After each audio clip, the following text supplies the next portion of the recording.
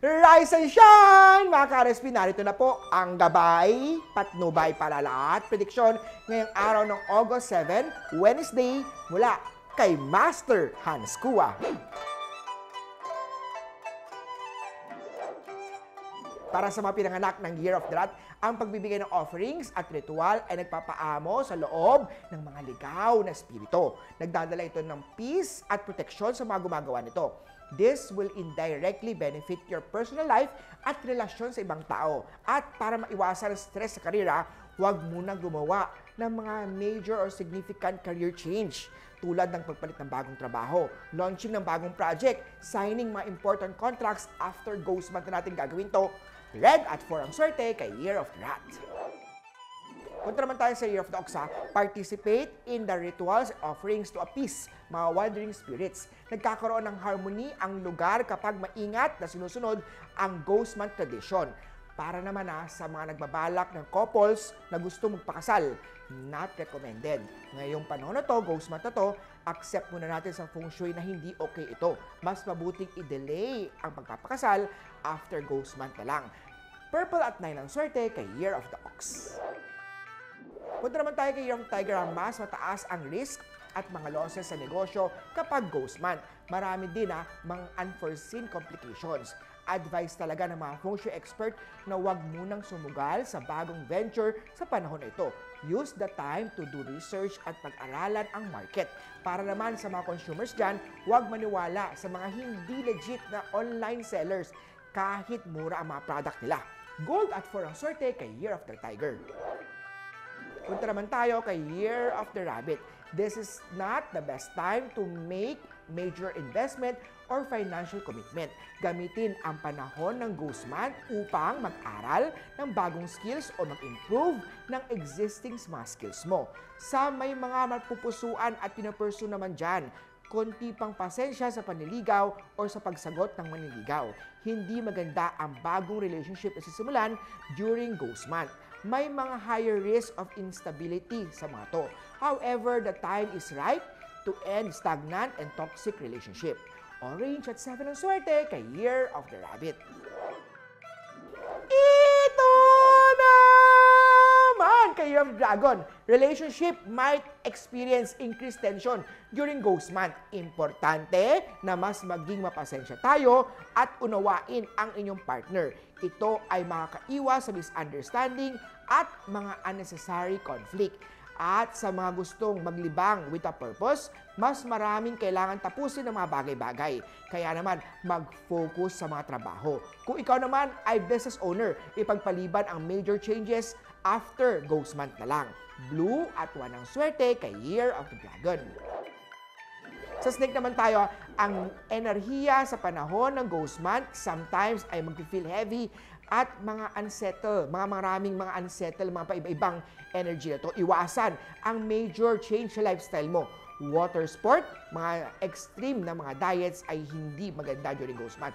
At para magpatuloy ang good career, ensure all your current tasks and organize and manage efficiently. Huwag na muna magplano ng mga bago pang project o sumugal sa paglipat ng trabaho sa ibang kumpanya. For business owners naman stop hiring during ghost month. The new vibes in the workplace can disrupt productivity. Yellow at 2 ang swerte kay Year of the Snake. Ito naman sa Year of the Horsey. Dapat may klaro at open dialogues kayo na mag-partner para naman sa mga working industry workplace tension para makaiwas tayo sa escalate ng mga problema during ghost month. Iwasan ang ma-involve sa away, rivalry, or mga office politics. Sa mga business owner naman hindi dapat mag-lay off ng tauhan dahil magkakaroon ng disruption sa productivity dahil negative energy ang dulot nito. Purple at 5 ang swerte kay Year of the Horsey. Ito naman sa mga Year of the Goat, instead of starting new initiative, concentrate on contemplating and improving existing project. Sa mga consumer, especially naman impulsive buyers dyan, laging maging aware sa budget, manage your expenses carefully and avoid unnecessary spending. Green at 2 ang swerte kay Year of the Goat. Monkey, kung sumusunod ang pamilya ng iyong partner sa ghost month tradition, show respect and participate in rituals.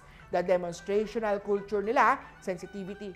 This demonstrate cultural sensitivity and can strengthen your bond. At usapang kalusugan naman, health is wealth. Kaya naman, pay attention sa diet. Dapat balance and nutritious ang kinakain. Pitch at tuwang swerte kay Year of the Monkey. Punta naman tayo kay Year of the Rooster. Tiyakin ang iyong tahanan ay well-ventilated at may pumapasok na natural light. Open mo yung mga windows regularly to allow fresh air to circulate para palabasin ang stagnant na mga energy.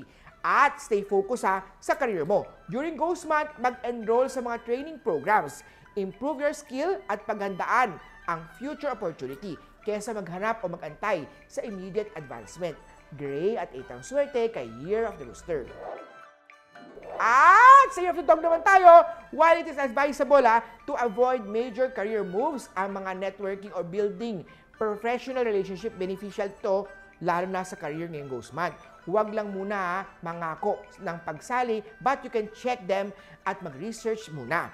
Para naman sa usapang love life, maglagay ng rose quartz crystal sa bedroom to attract love and harmony.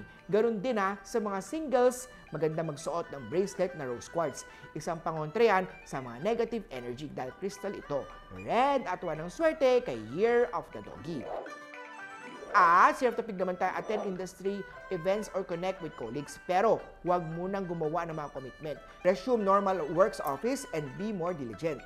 Siguraduhin din na ready ka sa iyong kalusugan. Kaya magkaroon lagi ng emergency fund. This provides a safety net and reduce financial stress, lalo na during Ghost Month. Green at 4 ang swerte kay Year of the Piggy. Muli po, ito po yung mga gabay, patnubay, paalala at prediction lamang ni Master Hans Kua. Nasa iyong mga kamay, nasa lalay ang inyong tagumpay. Kaya always be positive at i-claim ang mga swerte, mga ka-RSP.